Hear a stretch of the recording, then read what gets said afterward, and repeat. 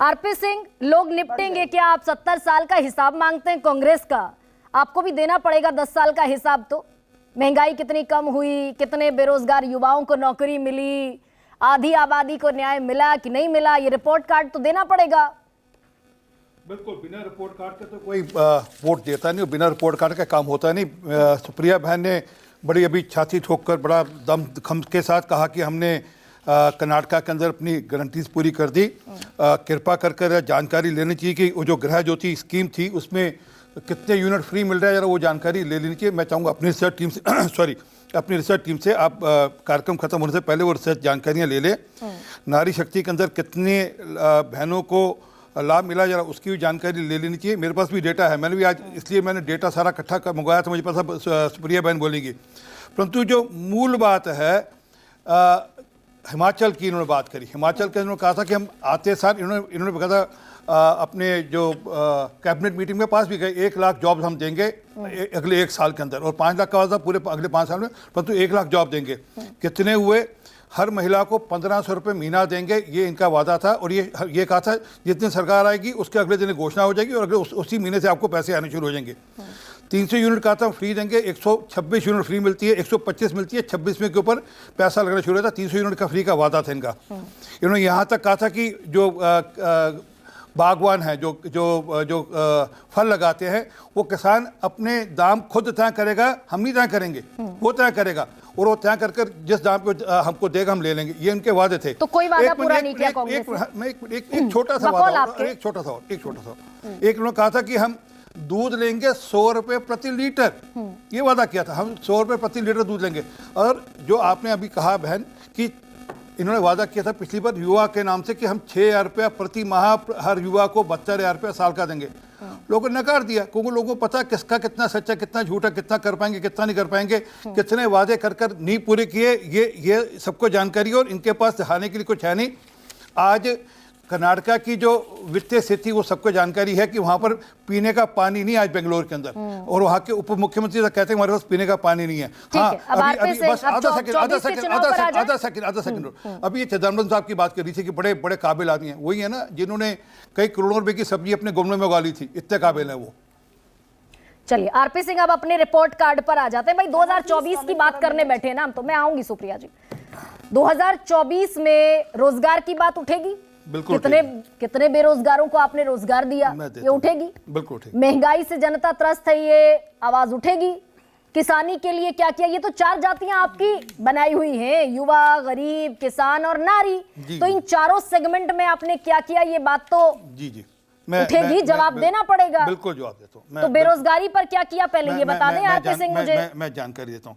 लगभग 13.14 किलोमीटर 7,000 करोड़ रुपए की नई सड़कें यहाँ पे, सॉरी एक जोजिला टनल बनी, 10,000 किलोमीटर हाईवे निर्माण हर साल होते हैं, 50,000 किलोमीटर राष्ट्रीय राजमार्ग का काम हो रहा है, 63.73 लाख किलोमीटर लंबा सड़क नेटवर्क जो दुनिया का सबसे बड़ा नेटवर्क खड़ा किया गया, 180 किलोमीटर। ये रोजगार के साथ है ना, ये बिना रोजगार के ये लोगों को ये सड़कें नहीं बनती। 180 किलोमीटर की रफ्तार से चलने वाली भारत की बनी 100 वंदे भारत की आधुनिक रेलवों की रेल पे काम हो रहा है और उसमें से लॉन्च भी हो चुकी हैं।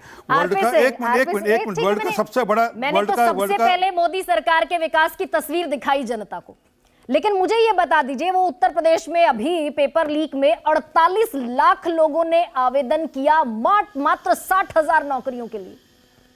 ये आंकड़ा है कि नहीं है? इसको क्यों नहीं पढ़ती बीजेपी? जी मैं आता हूँ उस आंकड़े पे आता हूँ, मुझे आपने बीच में रोक दिया। 4 करोड़ लोगों को सिर पे मकान दिया, वो मकान बनाने के लिए सीमेंट भी चाहिए, गारा भी चाहिए, मकान बनाने के लिए मिस्त्री भी चाहिए। कोई लगभग 14 करोड़ लोगों के घर तक नल पहुँचाया, लगभग 55,000 किलोमीटर की सड़कें बनाई गई। रेलवे का जो विद्युतीकरण था वो 4,000 किलोमीटर प्रति वर्ष हो रहा है। और दूसरा सबसे बड़ी बात है, जो 55 करोड़ लोगों तक आयुष्मान भारत की स्कीम के अंतर्गत उनको लाभ मिल रहा है, उसका भी नेटवर्क बनाने में पहले एक सवाल का जवाब दे दीजिए आरपी सिंह। देखिए सरकार आप ये सब रोजगार प्रयोजन करने का साधन है। जो आप कह रहे हैं कि लोगों ने अप्लाई किया, लोगों ने अप्लाई किया, हर आदमी, हाँ बहन सुनिए, मैं धन्यवाद बहन, वो हर आदमी कोशिश करता है जो वो कर रहा है उससे और अच्छा कर सके कहीं। और सरकारी नौकरी में लोगों को थोड़ा एक लगता है कि हमें सिक्योरिटी हो गई, अन्यथा ये नहीं कि लोग बेरोजगार हैं।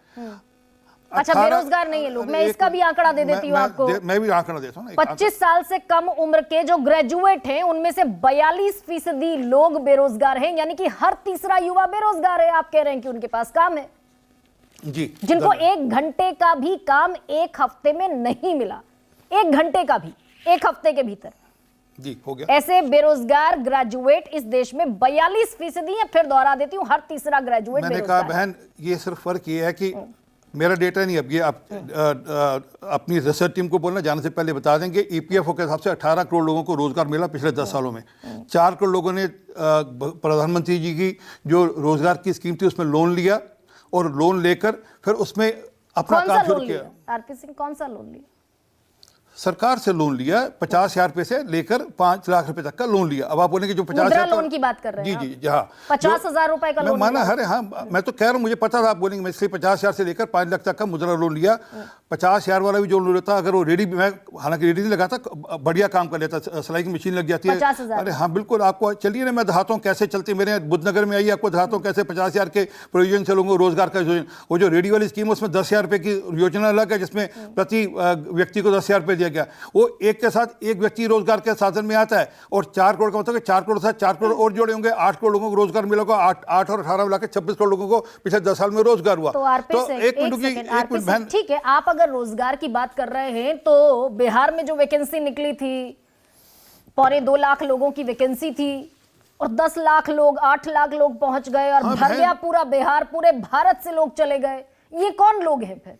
बहन, मैंने अभी कहा आपको कि हर आदमी चाहता है कि सरकारी नौकरी मिले, इसमें कोई शक नहीं, उसमें कोई दिक्कत भी नहीं होना भी ये क्योंकि एक मन में एक सिक्योरिटी वाला अभी एक प्रावधान कई सालों तक जो कांग्रेस के समय से चला आ रहा है वो है कि सरकारी नौकरी में सिक्योरिटी है, अपने काम करने में थोड़ी दिक्कत होती है। परंतु वो एक गियर शिफ्ट हुआ। आज देश में युवा स्टार्टअप में लग रहा है, मुद्रा योजना के अंदर लोन लेकर काम कर रहा है, बहनें अपनी तरफ से काम कर रही हैं। इन्होंने कहा कि बहनों, आधी से आधी आबादी 1 करोड़ बहनों को आज ड्रोन दीदी के अंतर्गत या उनके लिए 1 लाख रुपए प्रति माह की उनकी इनकम हो। फिर दोहरा देती हूँ आरपी सिंह, अगर स्टार्टअप में युवा काम कर रहा होता, और मुझे करेक्ट कीजिए अगर मैं गलत जी हूं, जी जी बताइए, अगर युवा स्टार्टअप के जरिए काम कर रहा होता तो ये आंकड़े ये क्यों कहते हैं कि 1 घंटे का भी रोजगार 1 हफ्ते में 25 साल से कम ग्रेजुएट युवाओं को, 42% युवाओं को नहीं मिला? अगर स्टार्टअप में वो काम करता रहता, सेटिस्फाई होता, उसके पास रोजगार होता। यहाँ तो 1 हफ्ते में 1 घंटे का भी रोजगार नहीं है। बहन, मैंने आपको अभी कहा ना, अगर ऐसा नहीं होता तो 25 करोड़ लोग गरीबी की रेखा से ऊपर नहीं आते और वो मिडिल क्लास के लेवल पे नहीं आते। वो भी डेटा है आपके सामने।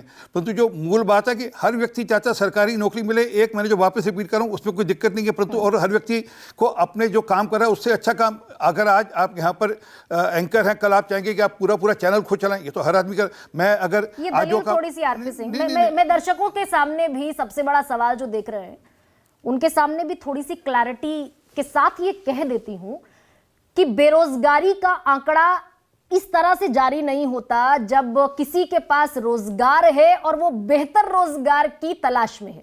बेरोजगारी के आंकड़े तब जारी होते हैं जब किसी के पास 1 घंटे का भी काम 1 हफ्ते में उपलब्ध नहीं होता। ये बेहतर रोजगार की तलाश वाले लोग बेरोजगारी के आंकड़े में शामिल ही नहीं होते। मनोज सिंह काका, मैं एक बात छोटी जोड़ूं फिर उसके बाद चलिए। जो मैंने आपको सब इंफ्रास्ट्रक्चर के काम कराए, क्या ये बिना रोजगार प्रयोजन के हो गए? क्या इतने सारे इंफ्रास्ट्रक्चर के काम देश भर में हो रहे हैं, वो बिना प्रयोजन के हो रहे हैं? वो कोई ना कोई लोग उसमें काम कर रहे होंगे तभी हो रहे हैं ना जी। फिर वो जो आप डेटा दे रही हैं उसमें है कि हर व्यक्ति चाहता है कि जो वह कर रहा है और उससे अच्छा करे, इसलिए वो उसकी आरपी सिंह साहब, मैंने उसकी क्लैरिटी दे दी। अब रोहित